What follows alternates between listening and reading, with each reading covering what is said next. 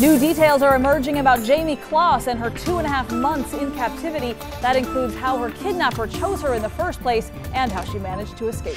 An active weather pattern is on the way. I'll let you know just how many days we're expecting both rain and snow across the area. It is the project many people probably haven't heard of, but tonight the Spokane City Council approved millions of dollars for the new sports complex. Our Casey Decker breaks down what that project is, where it'll go, and who's paying for it.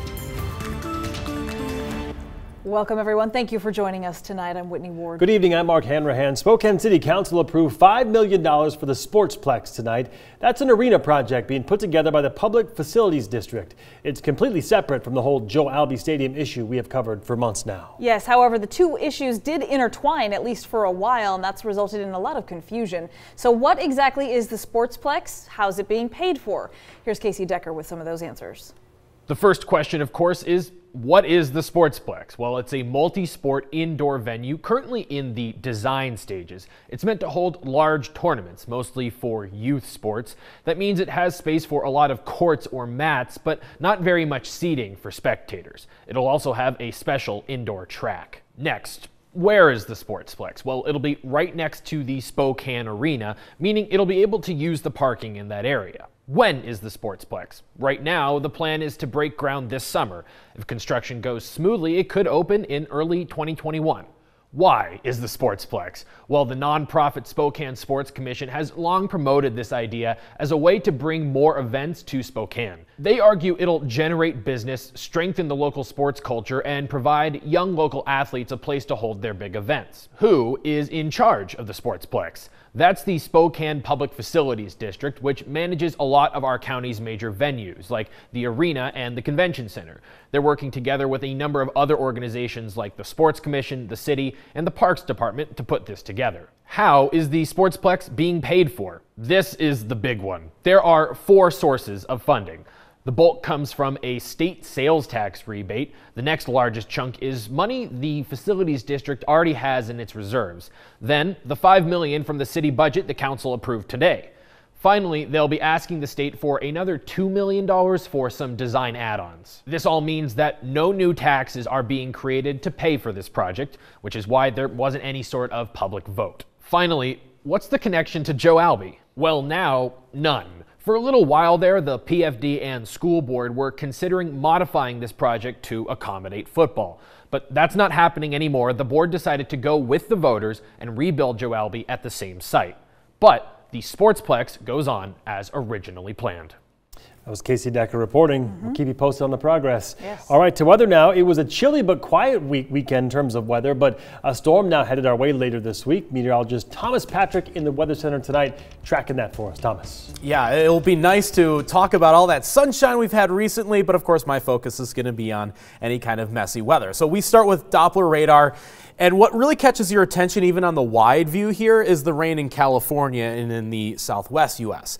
That isn't going to make its way here just yet. It needs a little bit more energy. So I look even farther off to the west in this area of cloud cover over the Pacific Ocean. That will latch on to the stuff that's in California and then make its way into the Spokane area and the inland northwest as a whole. So that's a couple days out. So in the meantime, just more of the same. Patchy fog. Looks like Pullman, you're getting the fog this time around with quarter-mile visibility at the current time. So that will likely linger all the way into the morning hours. So a little bit of patchy fog here or there across the area. Otherwise, should get more sunshine still in the forecast for Tuesday. So coming up, again, going to focus on all that messy weather ahead. I'll let you know when the rain, snow is going to start and what we're really going to expect for several days on end across the area. That's in just a few minutes. All right, Thomas, thank you. The Idaho State Fire Marshal ruled Saturday's deadly house fire in Sandpoint was an accident. An autopsy shows 2-year-old Andre Hyder died from smoke inhalation. Andre's father and another adult were able to get out of the house through a second-story window, but they told firefighters they just could not get to the little boy through all the flames. The fire marshal says he will release the specific cause of the fire later this week.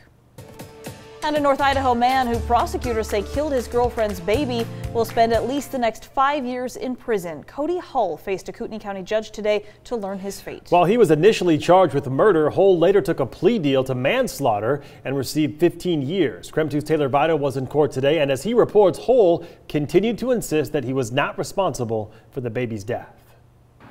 In court today, both the suspect and his family maintained his innocence, saying he didn't have a role in what happened and that he is a good person. Despite that, the judge noted the type of plea in this case and said that he had to sentence accordingly. This was Cody Hull as he sat preparing for his sentencing. The judge in this case allowed me to take video before and after the hearing, but not during. It was a sentencing that was emotional at times, all surrounding the death of Stella, the 7-month-old girl who Hull was convicted of killing. It happened in November of 2017, but Hull wasn't charged until the following spring. Investigators in Rathdrum determined that Hull inflicted a fatal head injury on the baby and daughter of his live-in girlfriend. Prosecutors said that reports from doctors and medical professionals pointed to Hull being the one to blame. But the defense questioned that, saying that reports didn't specify when the baby's injuries occurred. Family members testified that Hull has always been great with children and is a good person. Testimony also noted that the baby's mother doesn't believe Hull is responsible. Now, despite that, Hull had entered what's called an Alford plea to a voluntary manslaughter charge. An Alford plea carries the same weight as a guilty plea, but the suspect does not admit to the crime and maintains their innocence. His lawyer asked for probation. But it's because of that Alford plea that the judge noted that prison time was necessary in this case. He also indicated that this case involved a death and a, quote, strong set of circumstances surrounding the case. The judge then gave Hull 15 years.